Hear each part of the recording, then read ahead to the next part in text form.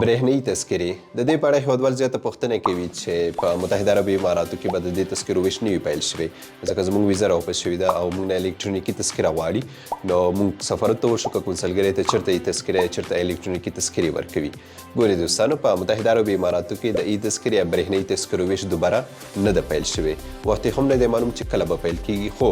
د یادو تذکرو په اړه د مسؤلینو څخه غوښتنه دا ده چې څومره هم زر کیږي په متحده عربي اماراتو کې خپلو هیوادوالو لپاره د برېښنايي تذکرو ویش پیل کی ځکه کله نه کله زموږ ځینې هیوادوالو ویزې راواپس شي د دوی نه ای تذکره غواړي او دوی سره ای تذکره وي نه نو دوی مجبور دي چې کونسلګرۍ یې سفارت ته ورشي هلته یو د تاییدي ورقه ورکړي او بیا په هغې باندې هم کله ویزه وشي کله ونه شي خو دا پیښه اکثریت کسانو سره نه کیږي بعضو کسانو څخه ای تذکره غواړي خو ښه به دی چې متحده عربي اماراتو کې د ای تذکرې ویش بیا پیل شي مننه